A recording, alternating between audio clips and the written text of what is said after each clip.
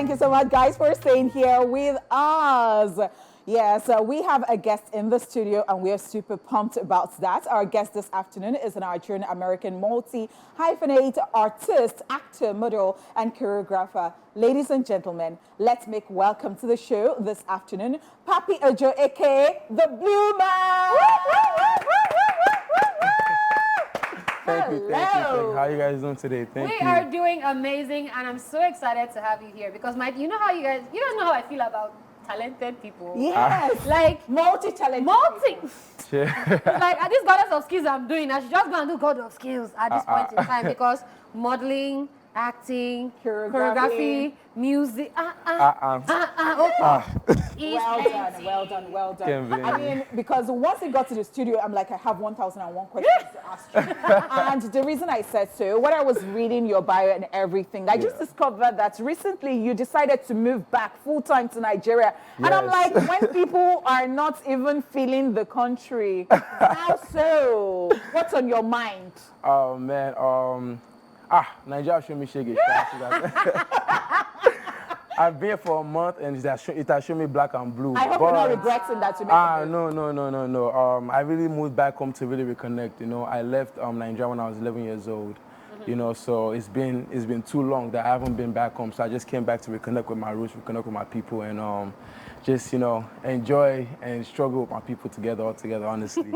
Okay, so I like the fact that Honeypot is shocked that you moved back. I mean, we all are. But then again, for the people who haven't seen you, who think they haven't seen you before, let me say, because you they enter.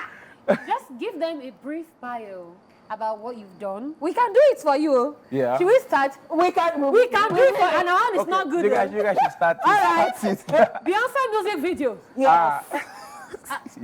Yes. No, that one is even very, very pronounced. Like, I think that everybody noticed that. No, some people informed that they did not know, so we allowed it.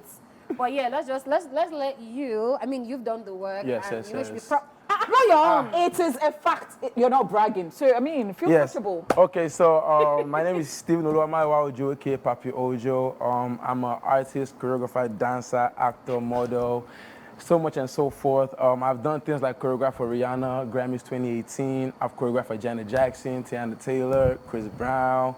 I've modeled for Nike, Adidas. I featured in Law and Order, SVU, and Organized Crimes.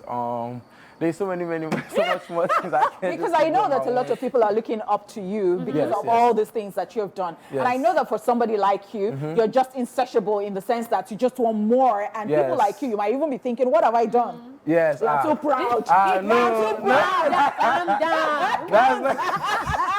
So for people who are looking up to you before we delve more into your work, what would you advise? I mean, how did you get yourself into this so many things? Honestly, first I have to give a big shout out to God, the big God. He's the one that has given me all this talent, and it would be a disservice for me not to use these talents and show people a different side of me. And one advice I would give everybody who's looking up is stay prayerful and stay dedicated in what you're doing. Like, keep your head down, stay low. There's gonna be a lot of no's, because trust me, I got a lot of no's, even in modeling and things like that. I got a lot of no's, but like when you get the yeses, they feel so much more better. So just keep striving, whatever the craft is, just keep striving, and trust and believe. Like, you keep chipping away, and next thing you know it, you get something really, really major like I did for Black is King, and it will change your life forever. Fantastic. Amazing. Yeah. Okay, so this is my own thing, right? Let's talk a little bit about Jackpa, because your own is reverse Jackpa. Reverse Jackpa can go and be a thing, because I know Davido did reverse Jackpa, Burna Boy did reverse Jackpa, you two came back. So do you think that because you left the country is the reason why you were able to achieve all these things that you did? In a way, yes. In a way, yes, because, for example, when I did Black is King, that's one of my most notable jobs. I think me being Nigerian born, right, and being over there, right, made it very, very easy. Rather than them scouting somebody that is all the way here and have to do a processing of visa, this and that, right? It was easy. Yeah, it was. I was ready to do a citizenship. I'm from the soil, you understand? So it's not going to be all cultural, you're stealing culture or anything like that. I was born and raised in this country, so I understand everything that I has to do. So, and I'm already there. So it's very easy for me to just travel from LA to New York to ATL, back to Nigeria, whatever it is. So it just made it a lot easier. I think it's that case of preparation meeting opportunity and you're just grabbing it. Exactly. Okay. But then, I mean, as she's talked about you being overseas and then now coming back to Nigeria, is it a thing of, okay, because a lot of people are fancying us right now, and the spotlight is on us. No, and then you just felt, this is where I am from. Or let me just quickly run back there so that you know that no. I think honestly, I'm of age now, right? Okay.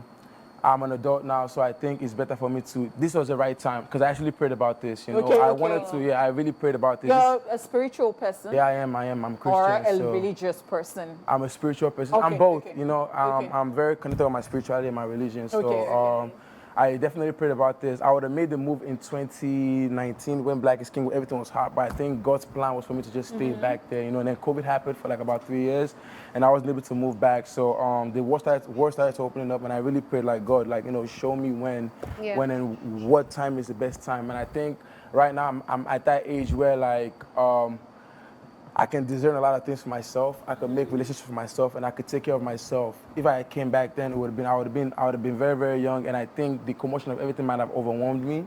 You understand? And I might have lost my way. So now that I'm a lot older and wiser, I can make a lot of better decisions for myself. So it's not a thing about, oh, like Nigeria is hot, Nigeria is not. I'm Nigerian, so even if it's hot or not, I'm hot in the US. It's a thing of just, it's God's calling and just moving on. So the reason why I asked the question I asked is, people are probably wondering, how the hell did you get to dance with Beyonce? How did the opportunity come? How did you feel? Like, what was the process? So I got that call when I was in the gym. Did you audition before or anything? No. So this is where preparation meets opportunity, because you know, like, I was in a group called the AVO Boys, right? And we used to dance everywhere, from like dance school shows to birthday parties to weddings, name it, right? And then we started teaching dance classes, and at the time, right, AVO Boys we were like one of the hot topics in New York in regards to the choreography and teaching dance classes, right? So, but because you're a hot topic in the state, like Beyonce in LA, you know, that's why, like, the work you put on social media means a lot. People are watching. When you think visibility. Even if you don't have followers, even if you have followers or not, just keep doing what you do because people are watching. I got a text, let's say the thing happened I got a text like about a year and a half prior to when I was actually brought onto the project from a random guy, from a random page that had like 200 followers. You didn't think it was fake? Of course I did. Now what do you mean? Like, at that time I was working at Aldo. It's a shoe company. I was working at Aldo, and I got the text at work like, oh, clear your schedule in July for a whole month. From a guy like I think I had like 8,000 followers or 10K, and I was like, who is this? I'm doing my thing in New York. I'm teaching classes. Like, what do you mean? Just clear your schedule. Exactly. And I was like, why? You know why? It's just like, just please clear your schedule. I didn't take it, so I was like, whatever. You know, like usually like with that kind of thing, you tell your job, like, you know, in the US, you have to get time. Like, hey, listen, no, in the month of July, you have to ask from far away, and I never did that. You understand? But because like, you didn't just believe that. I didn't believe it, but knowing myself too, like, I've always been so in love with my craft that even if there was a coming tomorrow, I have an opportunity. So that's always been my thing. So like, I never took it serious. And then fast forward to that July, July, I was in the gym with my friend Tolu, and some random number just come like, hey, pack your bags, we need you in LA tomorrow. Excuse me, what do you mean? Like, it's like, we told you about that to clear a schedule, and I was like, I didn't take it serious. So man, I asked you like, how far, what's going on, who? You never responded. So man, I didn't. Like, I just quickly called my dance partner, Caleb. Like, Caleb, listen, they said it's somebody notable. Let's just go. I told them we can't leave today. Actually, they said we have to leave in the evening of that same day. I was like, no, I have to pack my bag. I was gonna do laundry. So I was like, Caleb, listen, tomorrow. Let's go. I figure out the next day I did straight to LA, and that was my first time in LA. Out of many. Oh, wow. Yeah, so it was, that story. So when you now saw, Beyonce, or it was Beyonce? How was he doing? Because some of us will not keep calm. Were you anxious? What was it like? I was very anxious. When I got to LA, I still didn't know who it was. What I was working because they will never disclose who it is because then some people will run their mouth, So like all I knew was like I was working with Jaquan Knight, who was a choreographer. So I kind of had an idea, but Jaquan Knight works with a lot of different artists. So like, but I was like, he's mainly working with Beyonce. We have to, but Beyonce at that time. So I was like, you can never know, right? And then they turned the first song on, which was Spirit. At that time, this is when she was doing the Black is King album. Yeah. And the first song she dropped was Spirit. So they brought us on. Actually, they brought us on to the project to come and help with just that song, Spirits. Not even everything else that I did. I was brought on for that one song to help with like African movements, direction, and things like that. So like I wasn't even supposed to be anything I became, you know. So that's just God selecting like, yes, your turn, you go. God. Yeah, so I went there for we went there to go help with like movements for spirits, and then that was the first time that they brought us on. We were there for like about a month, and then once that was done, we went back to New York. And then they called us back, you know, like, exactly. And actually, we went back to New York, and then me and Caleb decided to teach a choreographer on Already. So the album dropped, and then we really loved the song Already, right, which was when I featured on. Yeah. Exactly. So we decided to teach a dance choreo on Already. We did a little remix to it, you understand? Jaquan Knight saw the choreography, loved it. Like, hey, guys, I need you back on the team. Wow. And then the floor was back. I'm jumping in my mind. Like, I'm super excited and I'm thoroughly.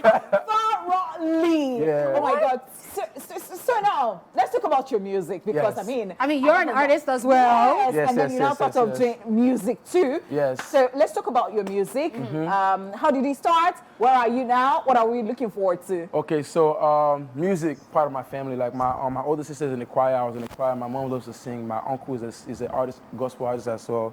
So I've always been brought up in that environment. And music has always been my first love. Okay. Before football. Before dance, before anything else. Football again. Before any of that, music has always been my first love. But fortunately, dance picked up, right? So with that kind of thing, right, it's always a battle between if you want to do music or not, right? Because you don't want people to say like, out of nowhere, I want to come outside doing music. Yeah. So I was very, very insecure about like dropping my songs. But then when in 2016, when I lost my older brother, Sedu, which was also a part of our, it's okay, you know, he's in heaven, thank God, you know, so in 2016, I lost my older brother, Sedu, who was a part of the AVO boys. It was me, Sedu, and Caleb, Ghana boy.